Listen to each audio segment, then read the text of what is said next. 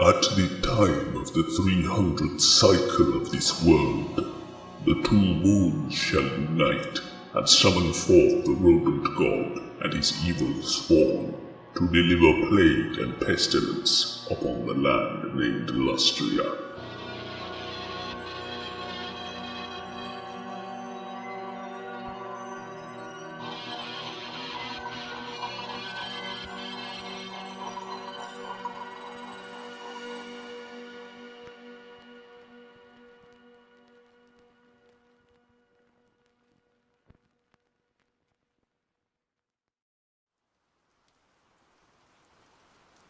The skink, who would eventually be known as Tehenhauin, was once a former resident of the temple city of Chakwa, during a time 1,000 years ago, when the ancestors of Clan Pestilens burrowed their way deep beneath the great ocean and found themselves within the continent of Lustria.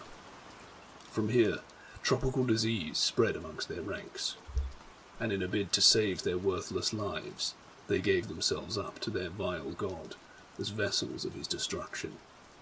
From this pact, Clan Pestilens emerged out of the darkness and spread a great pestilence across the land. In time, the great city of Chakwa was soon enveloped by this disease, never to be inhabited ever again. With the inevitable destruction of the city, the surviving skinks of Chakwa were left lost and leaderless. This unique breed of skinks were notable for having a red crest on their heads, and being of a more warlike nature, similar to their cousins the Saurus. It was during this time that a leader rose up and aided his brethren in their time of need. Tehenhauin, the self-proclaimed prophet of Sotek, rallied the other skinks to his banner and led a massive host of fanatics and warriors to combat the pestilent threat. He declared that the sign of Sotek had appeared in the sky as predicted by the sacred plaque of Chakwa, and demanded that all the Lizardmen cities unite and drive back their common foe. With the plaque placed in a reliquary, the entire population of the red-crested skinks deserted the dying city of Chakwa and began to migrate their massive host ahead of the virulent plague as it was spreading quickly across the region. Wherever the red crests went, they proclaimed the prophecy of Sotek and urged the sacrifice of any at all rat spawn they encounter to provoke their god into this world and ensure the total destruction of their enemy. The vast majority of Lustrian skinks were swayed by this new-grown cult, due to the fact that the skinks were the weakest towards the plagues in terms of resilience, and as a result were its main victims.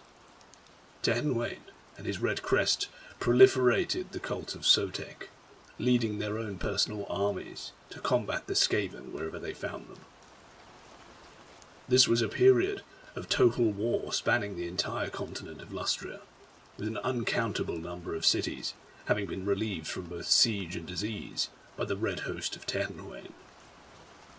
There is no remorse, no mercy in this war, for each side were indiscriminate in their attacks, using every kind of tactic imaginable to ensure the utter destruction of the other race, a war that proved just as cold and merciless as the warriors fighting in each side. In order to fulfill the prophecy, the skinks had to gather an unimaginable number of Skaven unto their holy altars to sacrifice their corrupt bodies for the god to truly manifest into this world. But this effort was proven difficult, as even their own allies, the mage priests of their temple cities, had forbidden the bringing of sacrificial victims into the great altar ziggurats of their own cities, resulting in Sotek's coming to be delayed for several more centuries. As for the other mage priests of the temple cities, they viewed the prophecy with disdain and ignored it, despite the heavenly signs indicating its truthfulness. Their forbidding of the bringing of rat captives into the temple cities instigated massive unrest in the local skink population, as they felt that the mage priests cared little for their blight and the sacrifices they endured to bring the prisoners into the city. It was not before long that the skinks began to conduct their very own ritual to provoke their god into this world and end the grueling war. As the grueling war dragged on, and the number of sacrifices began to increase at a dramatic rate, the serpent god, Sotek, heard their invocation and began preparations for his manifestation. Although the coming of Sotek was foretold, and the moment of his coming was heralded by the comet, it was still necessary for his followers to make him as strong as possible for when he was due to appear. As stated by the prophecy, Sotek would appear to the masses as an enormous and mighty serpent of incredible size and power, a swallower of all rodent kind. A serpent of such awesome size and appetite that this god was told to have the ability to swallow the rat god himself and make him spend 1,000 long years in his digestive system. The prophecy says that the rodent god would fall and be crushed within his mighty coils. In time, Tehenhauin gathered a massive and mighty host of warriors that comprised predominantly of skinks and set a cunning trap for the rat spawn at the Battle of Guacamole Crater. The battle raged on for nearly several days, with the Lizardmen host eventually emerging victorious, and with them came a massive wagon train of ratman slaves that numbered in the thousands. They brought the vermin deep into the jungle canopy of the continent, where at an undisclosed location, upon the crumbling ruins of a sacrificial altar to a long-forgotten Lizardman god, the Skaven was sacrificed by the hundreds within each passing hour. The prophet of Sotek took personal command of the ceremony, and it is said that the river Amaxon ran crimson with the blood of the uncountable thousands of Skaven sacrificed in that horrid place. The time of Sotek was nigh, for it became clear that the god had finally drunk his fill of Skaven blood, and that it would drown the old world in a crimson tide. Within the Skaven stronghold of Clan Pestilens, the comet had been taken as an omen of another kind by the plague monks of Pestilens. A mighty snake infestation appeared out of nowhere in the lower workings of the stronghold, forcing the Skaven up from their tunnels and into the ruins of the city. The serpents proving virtually immune to every single pestilence that the plague monks unleashed upon them. After a great many battles, the Skaven armies were pushed back all the way to the ruined city of Quetza, where there they were encircled by the fully fledged armies of all temple cities, gathered to finally rid the world of the pestilent threat once and for all. Encircled and isolated, the plague lords of Clan Pestilens had but one recourse if they wished to live. Mustering the entire clan into a single titanic horde, an ocean of rat spawns was gathered for the coming exodus, stretching from horizon to horizon, all ready to give up their lives for the safety and ensured survival of their brotherhood.